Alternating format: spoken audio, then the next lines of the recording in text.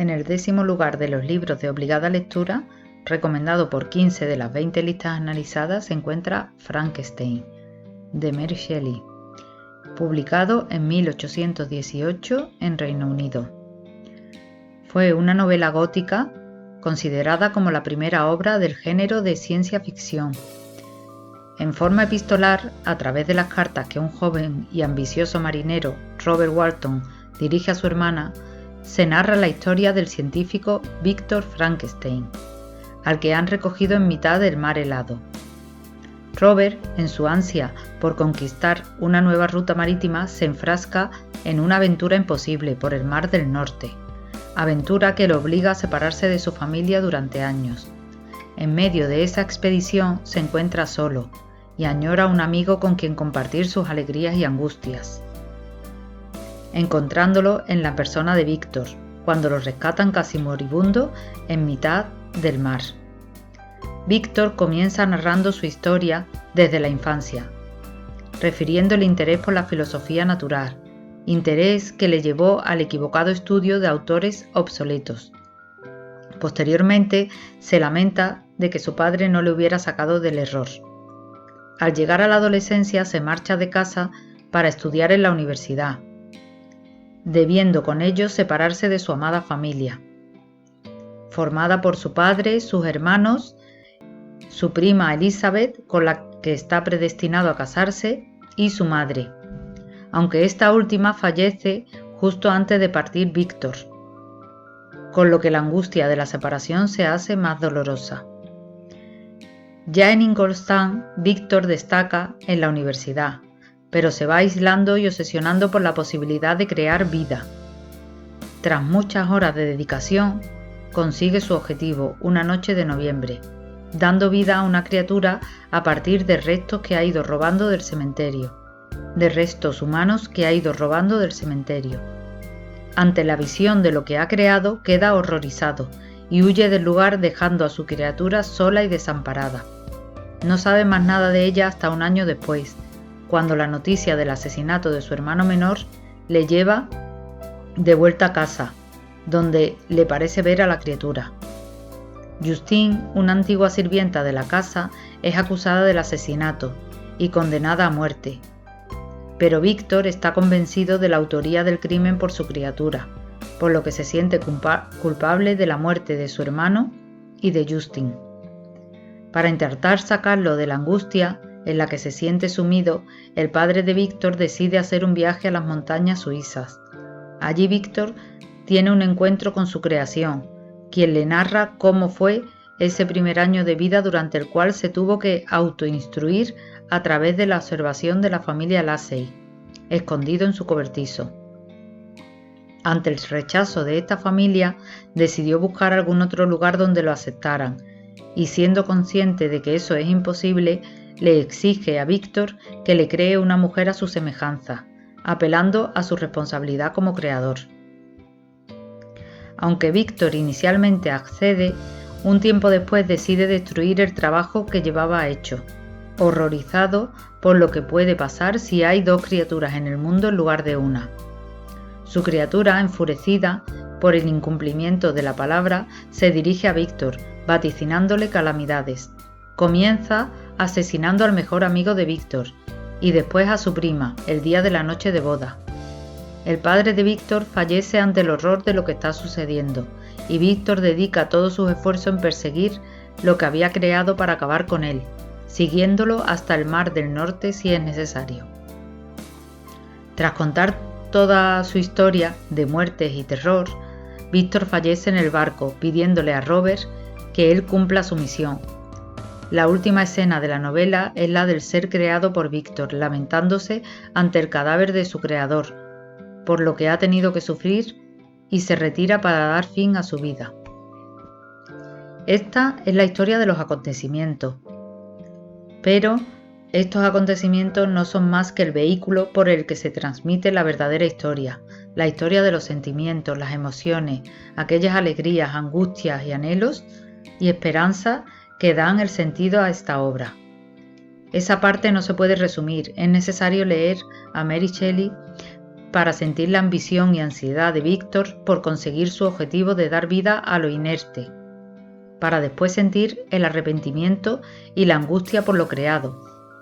Siente que detestas al monstruo, deseas su desaparición, pero al escuchar la versión de la criatura, te conmueve su soledad, su falta de aceptación por la sociedad, y deja de ser un monstruo a tus ojos, llegando a ver como monstruo a todos esos que le dan la espalda, y a Víctor como principal monstruo por su responsabilidad como creador. Incluso al final de la novela, cuando, tras los crueles crímenes cometidos por la criatura, crees que nunca más volverás a empatizar con él, lamentas que la historia se haya sucedido de este modo. Lamentas que Víctor lo abandonara al crearlo, sin darle amor, sin darle cobijo, sin enseñarle, sin educarlo, sin ofrecerle una familia donde desarrollarse, sin darle la posibilidad de encontrar una identidad. Y lamentas que finalmente la identidad que encontró la criatura fue el reflejo monstruoso que la sociedad le mostró de sí mismo. Aquella criatura nunca tuvo nombre, de tal modo que popularmente se la conoce con el nombre de su propio creador, Frankenstein, fusionándose así ambos para la posteridad. Se trata de un libro de fácil lectura y no excesivamente largo, que te envuelve en sus propias angustias y reflexiones, llevándote a plantear las consecuencias de una ambición científica extrema, la responsabilidad de los propios actos, las influencias del entorno en la conformación y desarrollo del individuo. Un libro que bien merece encontrarse entre los libros de obligada lectura. Su autora, Mary Shelley, nació en Londres en 1797, del matrimonio formado por el filósofo, escritor liberal y propulsor del pensamiento anarquista William Godwin y la filósofa y escritora feminista Mary Wollstonecraft. La muerte la acompañó desde sus inicios, ya que su madre falleció tras el parto. Su padre se hizo cargo de la educación de Mary junto a la educación de Fanny Imlay, hija ilegítima que su esposa tuvo antes del matrimonio. Unos años después, el filósofo contrajo nuevas nupcias con Mary Jane Clairmont, quien a su vez tenía 2 hijos de un anterior matrimonio. Mary siempre detestó a esta segunda esposa, a la que la hacía culpable de haberla separado de su padre.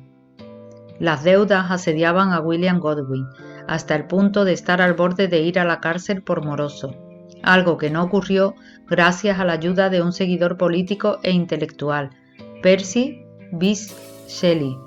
Este, a pesar de estar casado y ser 6 años mayor que Mary, ella tan solo tenía 16 años en aquel momento, comenzó un romance con ella viéndose a escondidas en el cementerio. Cuando Mary quedó embarazada, decidieron que la única alternativa posible a su relación era fugarse, ya que la esposa de Percy también estaba embarazada. Se fugaron a Suiza, junto a la hermanastra menor de Mary, Claire Clairmont. Allí en Suiza tuvo un nuevo contacto con la muerte al ver una Europa devastada por las guerras napoleónicas.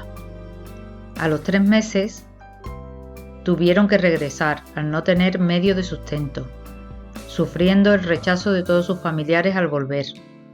La hija de la pareja, nacida de forma prematura, murió al poco tiempo de su nacimiento, llevando a Mary a un estado melancólico.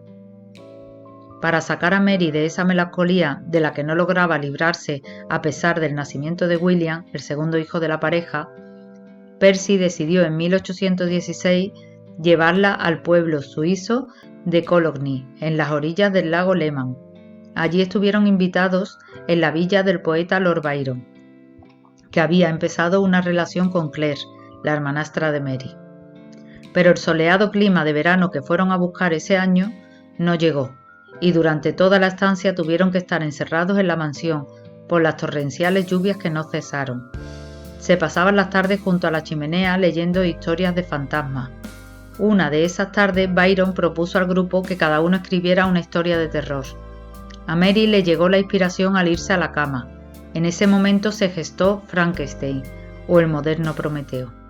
inspirada por las muertes que le habían acompañado a lo largo de su vida.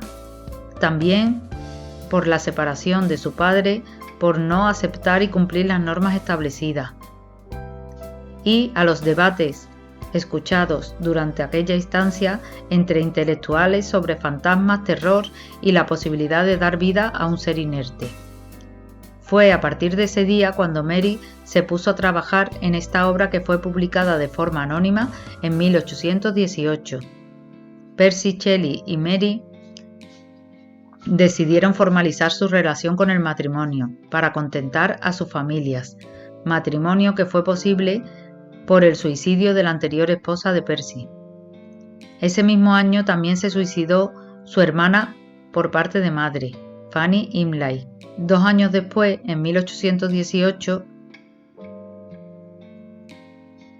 falleció William, su segundo hijo, y en 1819 su tercera hija, Clara. En 1822 sufrió un aborto en el que casi pierde ella también la vida, y a finales de ese mismo año su marido desapareció en el mar, apareciendo en una playa de la Toscana unos días después. A partir de este momento se sumió en una profunda depresión mientras se entregaba a la educación de su cuarto hijo, el único que llegó a la vejez, y al cuidado de su padre, ayudándolo con sus deudas. Estuvo también luchando contra sus propios males por un tumor cerebral que fue el causante final de su muerte a los 53 años, una muerte que parecía haber estado persiguiéndola durante toda su vida.